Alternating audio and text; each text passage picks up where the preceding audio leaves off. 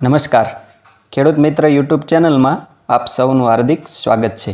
ખેડૂત મિત્રો, ગુજરાતના દરેક ખેડૂતો માટે ઉપયોગી યોજના કલ્ટિવેટર સાધનમાં સબસિડી યોજના વિશે આ વિડીયોમાં આપણે વિસ્તૃત માહિતી મેળવીશું। જી હા ખેડૂત મિત્રો, કલ્ટિવેટર સાધનમાં ₹50,000 સુધીની સબસિડી આપવામાં આવે છે। આ વિડીયોમાં આપણે કલ્ટિવેટર સાધનમાં કેટલી સબસિડી મળશે, કલ્ટિવેટર સાધનમાં સબસિડી મેળવવા માટે ઓનલાઈન અરજી કરવાથી લઈને સબસિડી ખાતામાં જમા થાય ત્યાં સુધીની તમામ પ્રક્રિયા વિશે આ વિડીયોમાં આપણે વિસ્તૃત માહિતી મેળવીશું। માટે આ વિડીયોને અંત સુધી જોવાનું ચૂકશો નહીં। વહાલા ખેડૂત મિત્રો, એ પહેલાં આપ સૌને જણાવી દઈએ કે જો આપ સૌ અમારી ચેનલ પર નવા હોય, અમારો આ વિડીયો પહેલીવાર જોઈ રહ્યા હો તો ખેતીવાડીની ખૂબ જ આધુનિક માહિતી, સબસિડીની યોજનાઓ વગેરે વિશે માહિતી મેળવવા માટે આપણી આ ખેડૂત મિત્ર ચેનલ સબસ્ક્રાઈબ કરવા વિનંતી અને બાજુના બેલ આઇકન ઉપર ક્લિક કરી દેવું, જેથી અમારી ચેનલના નવા વિડીયોની નોટિફિકેશન આપ સૌને મોબાઈલમાં સરળતાથી મળતી રહે। હવે આપણે કલ્ટિવેટર સાધનમાં કેટલી સબસિડી મળે છે એના વિશે વાત કરીએ તો ટ્રેક્ટરના હોર્સ પાવર પ્રમાણે અલગ અલગ જાતિ પ્રમાણે સબસિડી આપવામાં આવે છે।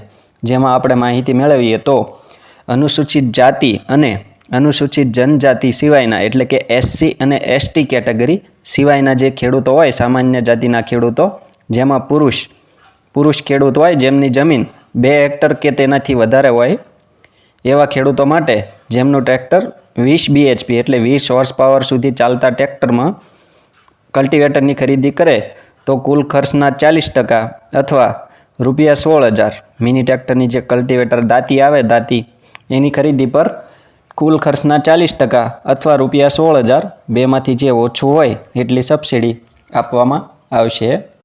આ જ ખેડૂતો માટે ટ્રેક્ટર 20 BHP થી 35 BHP એટલે કે 20 હોર્સ પાવરથી લઈને 35 હોર્સ પાવર સુધીના ટ્રેક્ટરમાં ચાલતા કલ્ટિવેટર સાધનમાં કુલ ખર્ચના 40% અથવા ₹25,000 બેમાંથી જે ઓછું હોય એટલી રકમ સહાય તરીકે મળવાપાત્ર છે।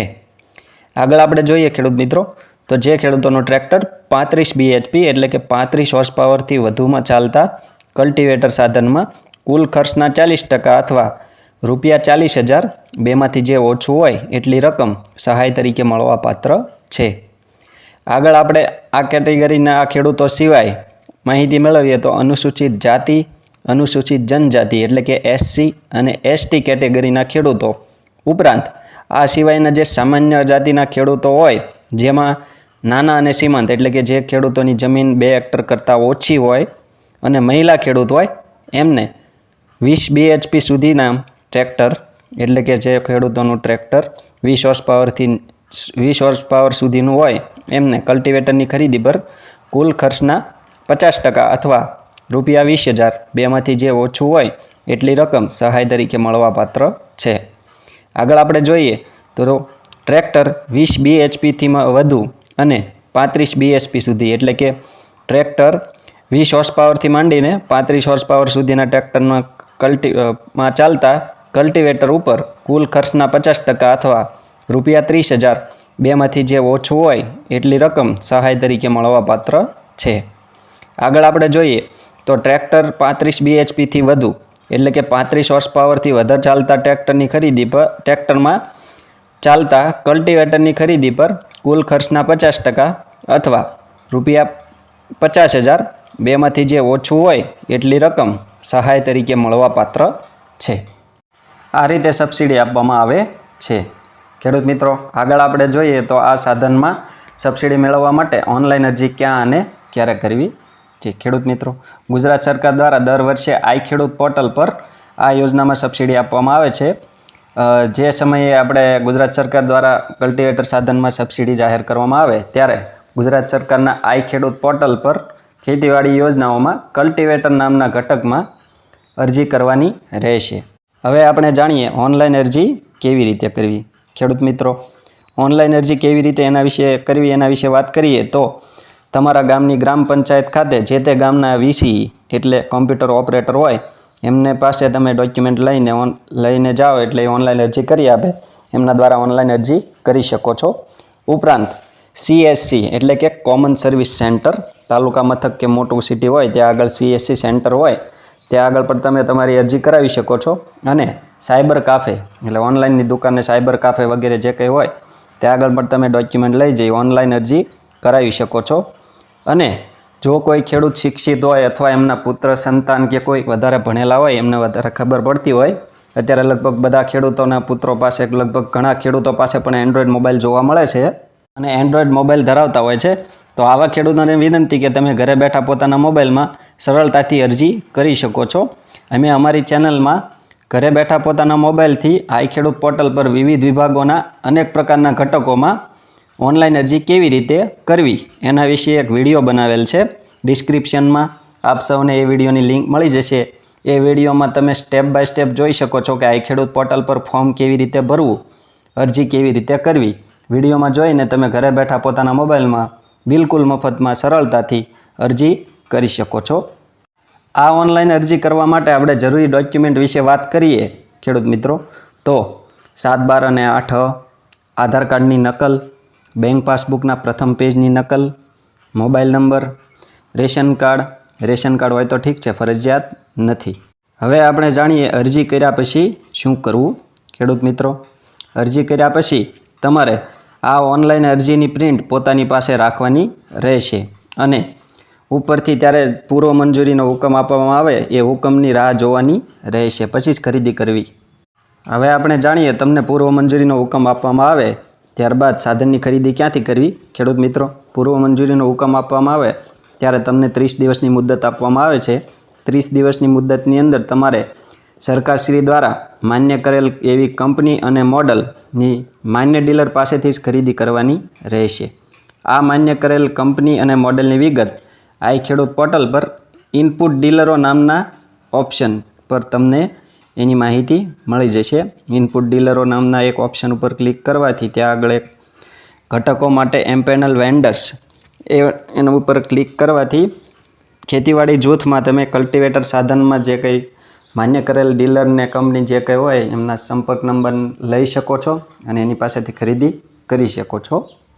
હવે આ તમારું કલ્ટિવેટર સાધનની તમે જે તે ડીલર પાસેથી માન્ય ડીલર પાસેથી ખરીદી કરી લીધી. ખરીદી કર્યા પછી ડોક્યુમેન્ટ કોને રજૂ કરવા એના વિશે વાત કરીએ તો તમારા ગામના ખેતીવાડી ગ્રામસેવકશ્રીને એમના જણાવ્યા મુજબના ડોક્યુમેન્ટ સમય મર્યાદાની અંદર, એટલે કે 30 દિવસની મુદત આપવામાં આવેલ હોય, 30 દિવસ પૂરા થાય એ પહેલાં તમારે ખરીદી કરીને આ મુજબના ડોક્યુમેન્ટ જમા કરાવવાના રહેશે.